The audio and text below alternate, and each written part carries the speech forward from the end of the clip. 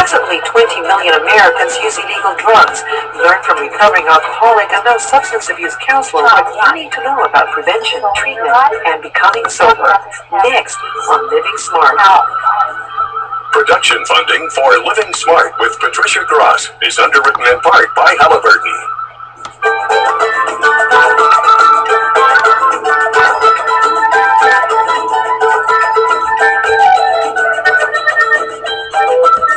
Hello, it's Patricia Gross. Welcome to Living Smart, the show designed to help you get the most out of life. Today's guest, substance abuse counselor Eliza Duncan, will share her own story as a recovering alcoholic and what you need to know about addiction.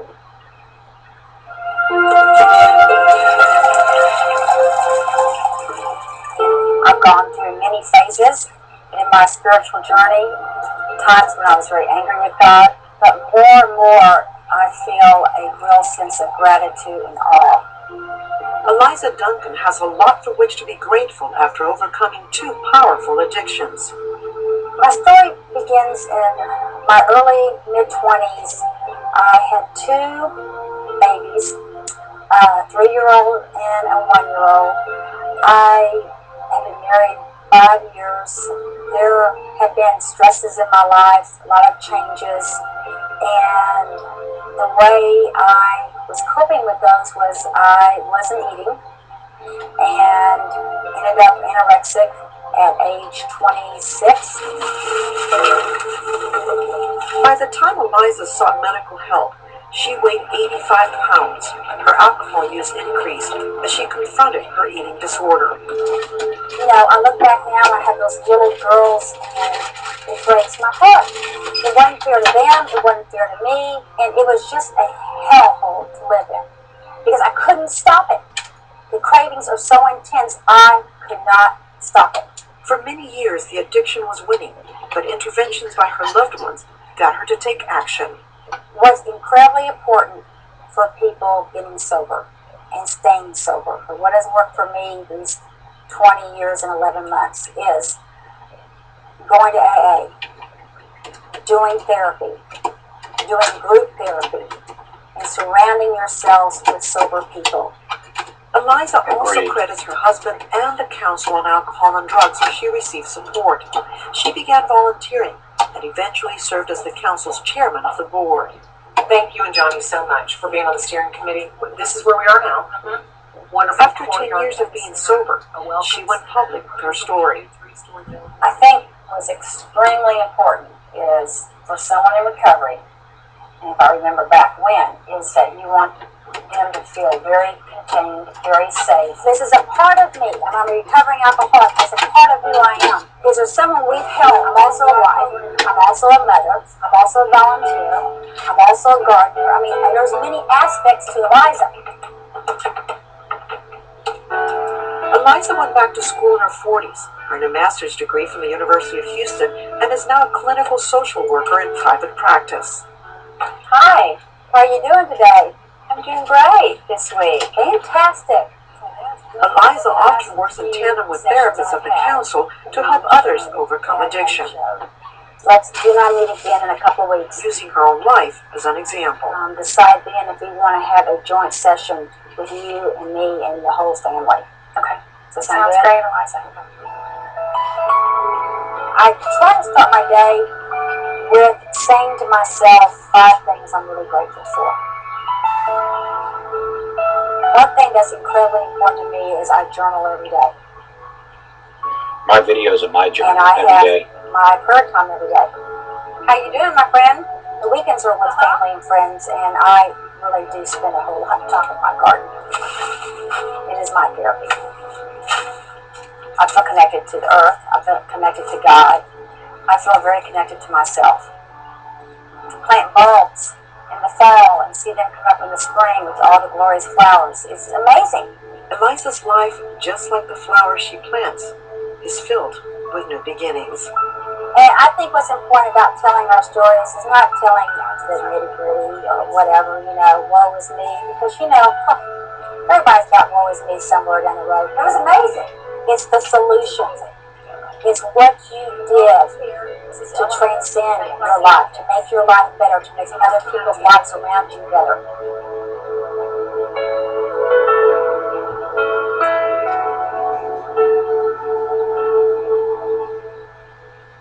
Eliza Duncan, thank you so much for being with us. Thank you for having me here today. What do you think is the greatest discovery we've found about alcoholism in the past 20 years? It's There are two. livable. One is that alcoholism is a disease that expresses itself behaviorally. It has a biological component. The second is that there is a genetic, hereditary gene that gets passed down from generation to generation.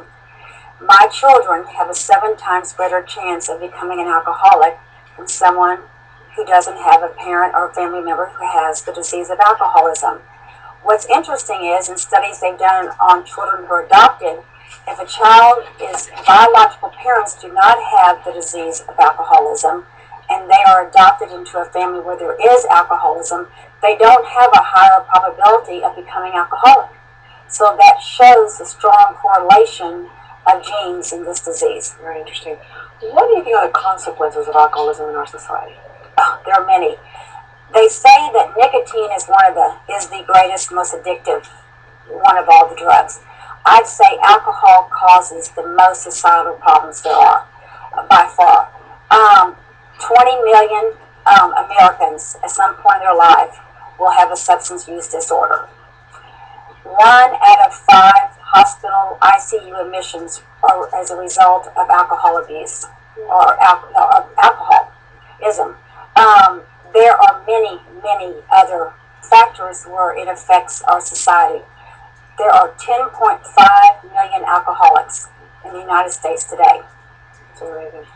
Underage drinking, there are 10 million youth that drink on a regular basis. 7 million of those binge drink on a regular basis. Today, there's a difference between what we serve and drink than 50 years ago. Share with me a little bit about that. And what is in a drink? That's a very good question. The following drinks I'm going to tell you about all have the same amount of alcohol in them. A 4-ounce glass of wine is 1 serving. A 10-ounce wine cooler. A 12-ounce beer. 1 ounce of 100 proof liquor. 1 1/4 ounces of 80 proof liquor. Those all have the exact same amount of alcohol. What's interesting, and I brought 2 wine glasses from home to show, in the 1940s, 1950s, the wine glasses were very small, as you can see. That is a 4-ounce serving in the small wine glass. In the large wine glass, that is a typical glass of today. And in that wine glass, depending on how it's served, it is at least 2 to 3 times more today. So 1 drink has 3 times the amount of alcohol as in 1 serving. So you're getting 3 drinks in 1 today in a glass of wine. You're getting a lot more. And you talked a little bit about binge drinking. What is binge drinking exactly? Binge drinking is drinking a whole lot of alcohol in a short amount of time. So it's the equation between the amount you drink and the time you drink. For a man, if you drink 5 drinks in a row, 1 time, in a 2-week period, that is binge drinking. For a woman, 4 drinks in a row, 1 time, in a 2-week period is binge drinking. Wow. And binge drinking can lead to all kinds of problems. And I feel can lead to addiction down the road. I was going to ask you, is alcohol addictive for everybody? Not for everybody. There are many people out there who can drink socially. And by socially, I mean have 1 or 2 drinks a couple of times a week. No big deal. They can leave half of a glass of wine there or half of a drink. No big deal. For those people, there's no problem. But the issue here is a Russian roulette game. It's a disease. And the more alcohol you drink, the higher the probability you have of getting a problem. So we don't know. No one's immune. So how does a person become addicted? I guess it depends on the person. It depends on the person. If it's a genetic predisposition to the disease, if a person is drinking to cover up uncomfortable feelings, if a person begins drinking before the age of 15, they have a 4 times greater chance of becoming an alcoholic than someone who starts drinking after 21. Interesting. If a person drinks, for a man, 2 drinks a day, for a woman, 1 drink a day, they're setting themselves up. Because you don't know what point, this is a mood-altering drug. It changes the chemistry of your brain. So you don't know at what point the effect you're getting from the alcohol, you're going to start needing more and start building a tolerance. Yeah, and why is it so dangerous? Why is drinking so dangerous? Oh, well, the effects of it, it's, for one, for your health, it can destroy your liver, it can cause permanent brain damage, it can lead to heart disease, cancer, it can lead to strokes, it can cause, well, over half of the fatal accidents in the United States are alcohol related. Over half of the violent deaths in the United States are alcohol related. It's a mean drug. It's a very mean drug. What do you feel drives addiction? Shame. Really, shame? Shame. Shame is pervasive. Shame is the feeling that I am bad, I am not worthy, I don't have anything to offer. And what happens with the disease of alcoholism is you begin drinking for pleasure, okay? And then you build on that if someone has a potential problem or has a problem, and you start this cycle of where it's creating pain for you. To me, alcohol means pain. It symbolizes pain. So what happens is if a person starts drinking, they need more, and they start drinking more and more, and then their behaviors changes because it's a mood-altering drug. I would do things and say things that I would never have done if I hadn't been drinking. And that's one of the things that ended up getting me to recovery was my husband coming to me and saying, your behavior is crazy when you're drinking. You're drinking way too much. You're not the same person. 10 to 15 shots for me. Yeah, and I poo-pooed it. I just ignored it. Like, whatever. You know, it's the denial, which is part of the disease. Right. And then I had a friend that shared her story with me, and it was identical. Because what I want to stress here is that the disease of alcoholism has stages. And I would say I was in the high bottom stage. I had not lost my family. I had not gone bankrupt. I didn't have any DWIs yet. I wasn't living under the bridge. But my life was miserable. It was affecting my relationships. It was affecting my parenting. I was doing things I would never have done if I wasn't drinking. So it changes your personality. What are the recovering opportunities? If I'm watching this show and I've got this problem and I'm in denial, but I kind of know there's something wrong, what are the recovery opportunities? What's out there? They're endless. But let me address a question there. If I am watching this show and I think I might have a problem, this is the way we play mind games with ourselves. See, I think that there are two parts of an addict. There's the addict part and there's the authentic, real part of the self. Okay? When you get into the disease, the addict's self starts taking over and starts wanting more and more of the drug to feel normal, okay, to feel okay. So what happens is the addict starts winning, and you become more controlled by that part of you. So that's when the disease will progress. Okay. How do you, as a therapist, help your clients who have an addiction to alcohol? Educate. I help them see the mind games they're playing. Like, well, I only drink wine, or I only drink on weekends, or I only drink when I'm feeling down. So I help them start coming out of denial. I help them start seeing, well, what are the consequences to my drinking right now? What is the pain that is being caused in my life? So education is huge. I groups, 12-step meetings, AA is superb. It's the longest, most successful program going. Why does AA work so well, do you think? There's a saying in AA that recovery happens over the coffee pot. And what that means is there's connection. When a person is in the disease of alcoholism, they isolate, they are alone, they aren't connected to their friends, they aren't connected to their family. All that matters to them is that drug, that alcohol, getting that drink. So when you walk into the doors of AA, you have the connection that you're so starved for, that you want. And so people talk over the coffee pot. People open their arms to you. People understand the horrific time of your life you've been in and the hell that you've lived in inside. It's an internal warfare going on every single day between the addict and the real self. Now, there's a lot of confusion out there because we keep hearing, oh, a glass of wine is good for you every day. Now they're saying 2 glasses of wine per day are good for you every day. There's a lot of information out there. What kind of questions should you be asking yourself, to find out if you are an alcoholic and not just a social drinker? Well, first of all, let me clarify.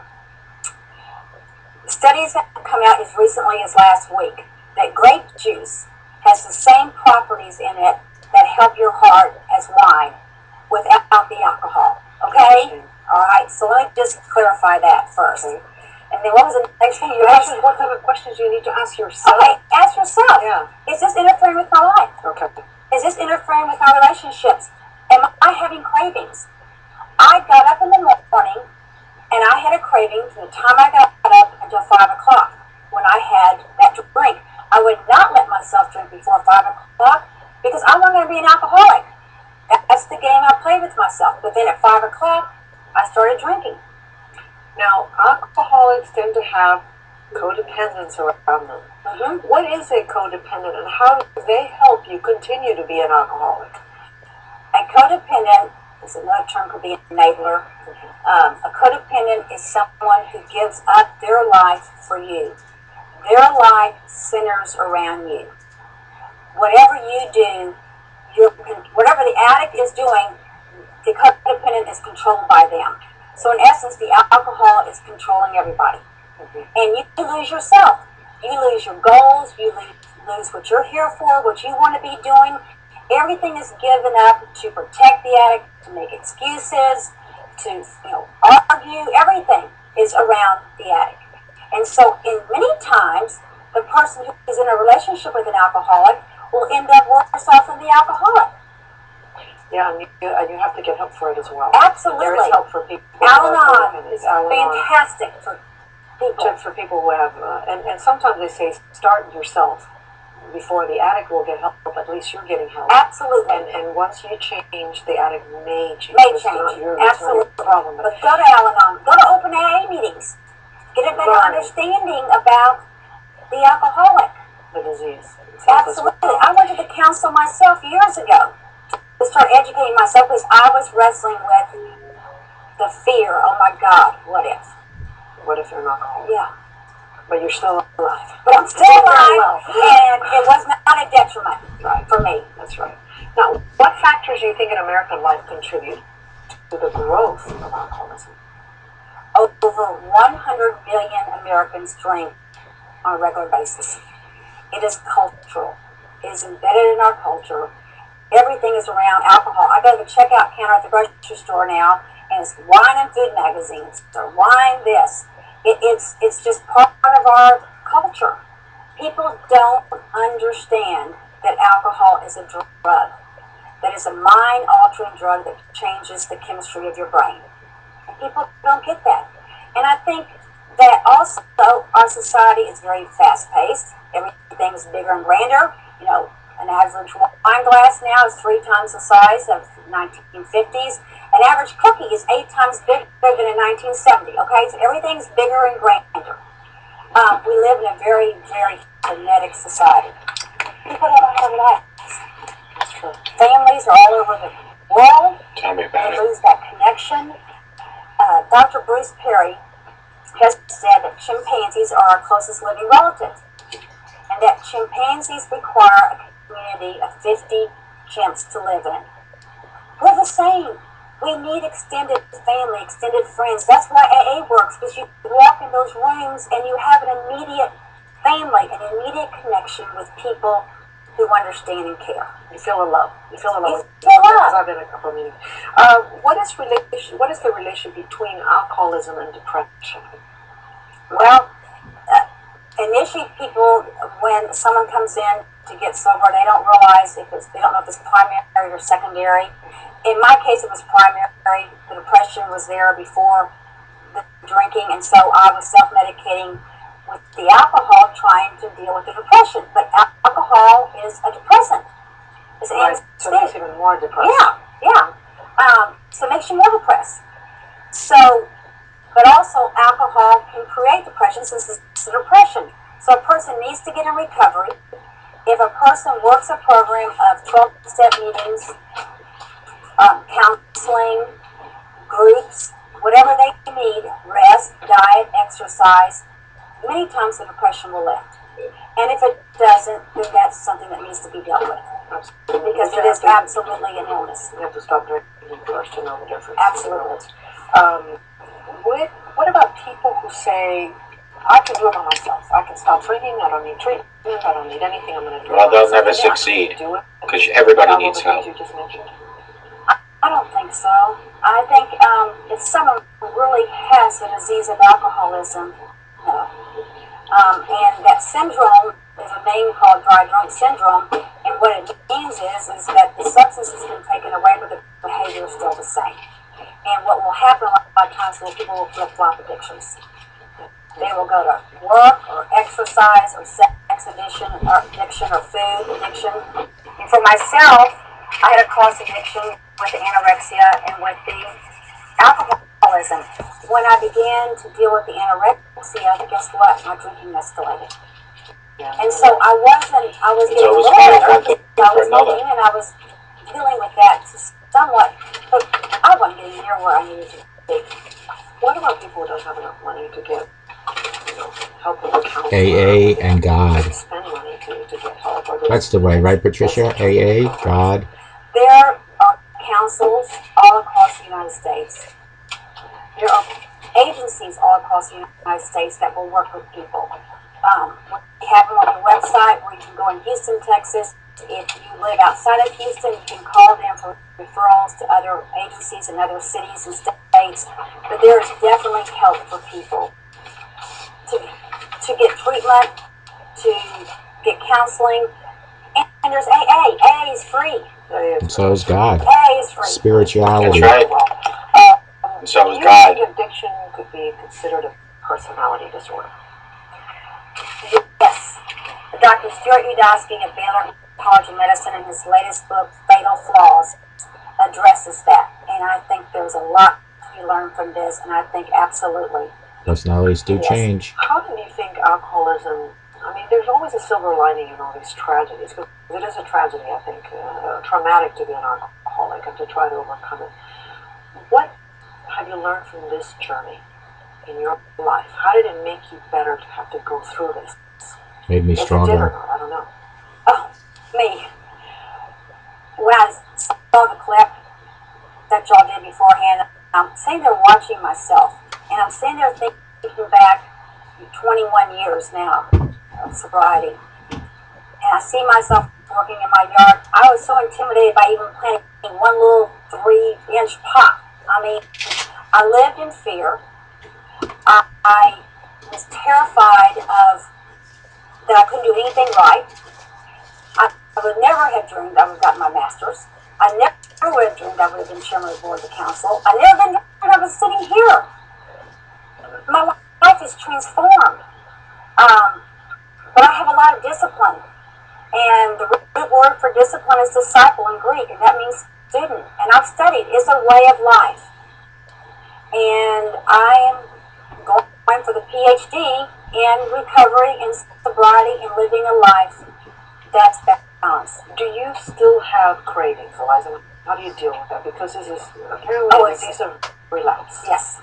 And cravings were a big part of it. And the first year of sobriety, I had a lot. That's why they say when you first sober up, 90 meetings in 90 days. You immerse yourself in it. You go around winners. And you learn techniques for dealing with the cravings. The craving does not last more than 3 or 4 minutes. And you have a plan on what to do. The first 5 years, as each year progressed, my cravings got less and less. I went 15 years without a craving. And then 13, 14 months ago, I was in a situation that I'm in before. Wasn't very comfortable in it, but it's not one that I haven't done before. And out of the clear blue, I got this craving. And it was from the tip of my toes to the top of my head. It was like in every fiber of my being. And I remember looking over my shoulder like, oh my God, where is this coming from? Interesting. And it was the most humbling experience. It brought me to my knees because I was like, this is a disease. And I knew what to do. I removed myself from the situation where there was alcohol. I went outside, called someone, talked to them, journaled on it, and But it's very important to know that may happen. my disease is arrested, but it is not cured. It's not cured. No, it is a chronic disease. How do you know you're living smart? I am living smart today for several reasons. One is I've been sober 21 years. It is a process. 5 years ago, I was diagnosed with Epstein-Barr virus, Which is chronic fatigue which went into chronic fatigue syndrome. It's an autoimmune disorder. I was bedridden for 6 months, very sick for 18 months. And what I realized is, even in sobriety, I still had some defects. I was pushing myself. I was going toward being perfect in graduate school, perfect in this. And I had to really reevaluate. And I did. And what I know today is that my life is much more in balance. I take time to smell the roses in my garden. I balance my work schedule. I reach out to other people, but I learn how to say no. Thank you so much, Eliza, for joining us. And congratulations. And for more information on Eliza Duncan, you can check our website, houstonpbs.org/livingsmart, where you'll find a complete Thank you, Patricia. resource list. And folks, To share your own views on coping with addiction. You can call us with your comments at 713-743-8513. just one second. LivingSmart@houstonpbs.org. Folks, thank you very much for tuning in today. Tune in to www.clearviews.info. That's CLEARVIEWS.info. Call me at 844-405-HELP. Text me at 631-599-0218. Okay, so that certainly was interesting, folks.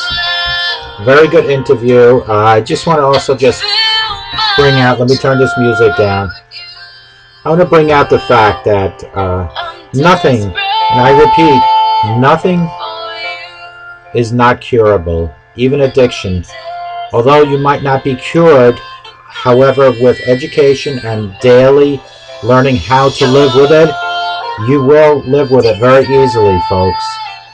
If you go to www.clearviews, that's CLEARVIEWS.info, you'll see all the information that I have created with other doctors, psychologists and psychiatrists, and myself, who I personally have created over 205 videos now.